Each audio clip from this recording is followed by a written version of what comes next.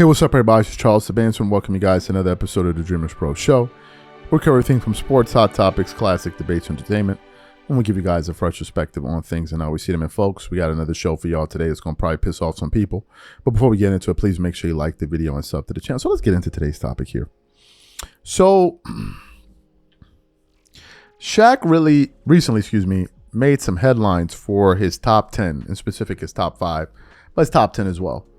Because as he trotted out his top 10 players of all time, if I can just think of it off my hand, it's Michael Jordan, Kobe Bryant, LeBron James, Larry Bird, Magic Johnson, Tim Duncan, Hakeem Olajuwon, Bill Russell, Dr. J, and I think Larry Bird.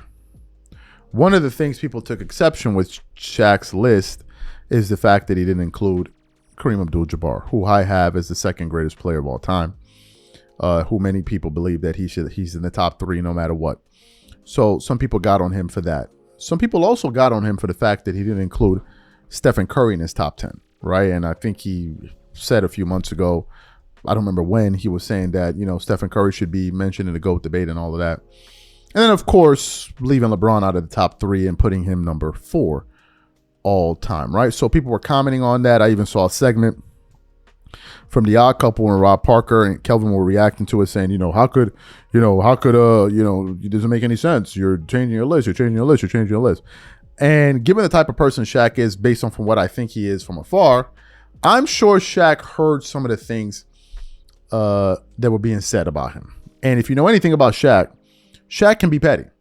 And if Shaq feels like he's being backed into a corner, he'll just double down. He will just double down. And essentially, that is what happened. So we got a report here from Clutch Point with the following headline that I want to read for you, saying, Shaquille O'Neal changes his all-time starting 5, still excludes LeBron James. So this is the report that we want to get into. But before we even get into what Shaq had to say in his article, today's video is brought to you by a sponsor, Prize Picks. Prize Picks is America's #1 daily fantasy sports with over 10 million members. Prize Picks makes it easy to get real money action on the sports and players you love. You pick more or less on at least 2 for a shot to win up to 100 times your cash. For example, this week on Prize Picks, I'm looking at the upcoming NBA schedule and selecting Stephen Curry for more than 29 points and Kevin Durant for more than 27 points and Anthony Davis for more than 12 rebounds and Luka Doncic for more than 8 assists.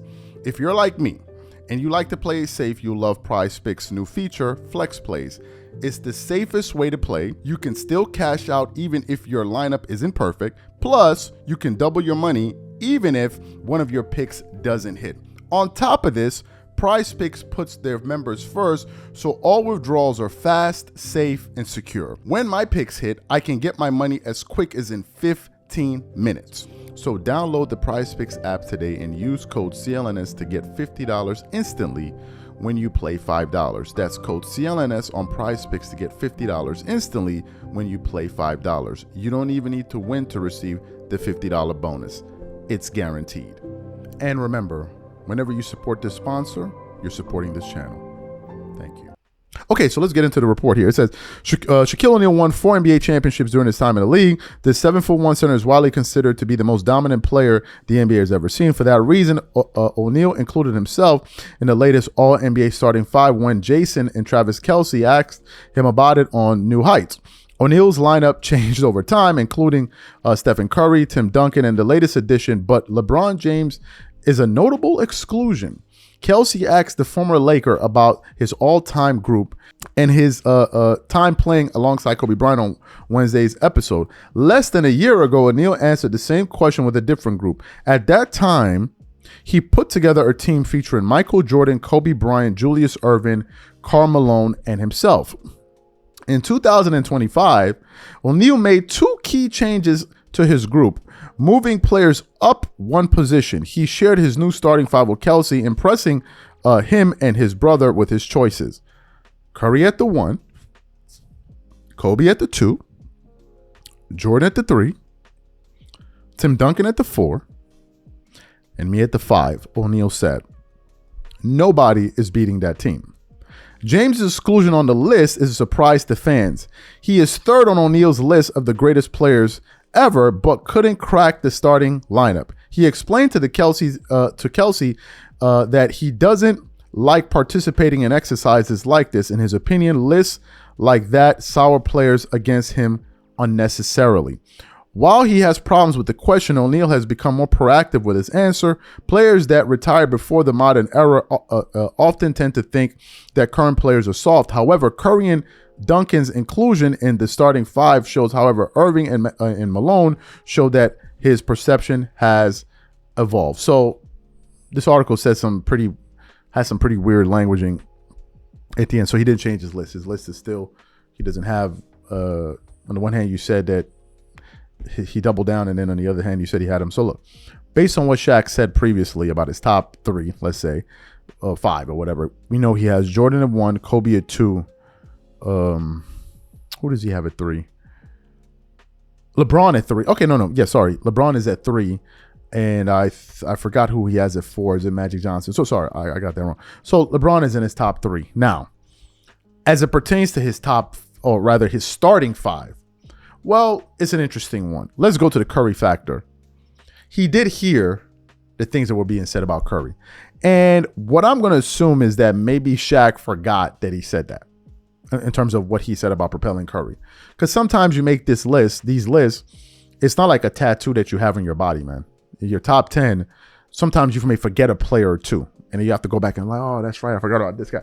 It happens like that. And maybe that's what happened. Now, Shaq's list didn't include Kareem Abdul-Jabbar. That was strange.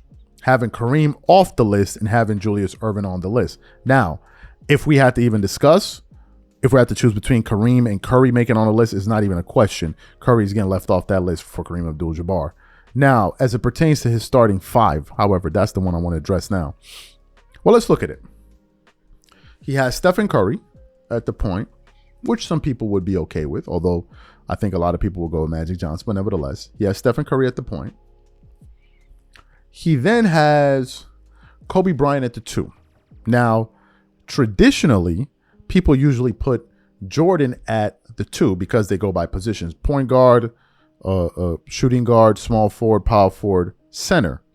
But in this case, he's seeing Jordan and Kobe as being interchangeable. And he believes that Jordan can play the 3, which I believe he could if he decided to. So he said, okay, I'm going to put Jordan at the 3. Then he now put, who did he put at number 4? I think he put, I just closed the article, but yeah, I think he put himself, and I forgot the fourth person that he put. So the question is, he omitted LeBron James. I think when you're doing a list like that, I generally tend to see the following: Jordan at the 2, LeBron at the 3. And I'm going to tell you why. Because people usually pick the best players that ever played that position. Now, is Shaq going to omit Jordan? No. Because then you might as well not even have a list. But we know he's not going to omit Kobe. We know that. So you can't really fault his list. You can't, because the question is, who does he remove off his list to then put LeBron on? Because if he puts Jordan at the 2, he's going to put, and he's not going to put LeBron over Kobe, and he's not going to do the same for Jordan. So, as a former teammate of Kobe's, I understand that. Now, he may just think that he would have a better shot at winning that game by not having LeBron on the team when he already has Kobe and Jordan, bearing in mind that he already has Kobe at number 2. So it's an interesting thing. Obviously, I'm not a mind reader, so I don't know what went into Shaq's decision making there. Who knows? Maybe we may try to reach out to Shaq and invite him on the show. I know the haters, man. Shaq wouldn't come on your show. You sure about that? You sure about that? Are you sure about that? Don't try me, son. Don't try me. These are my thoughts. Catch you guys on the next show. Peace.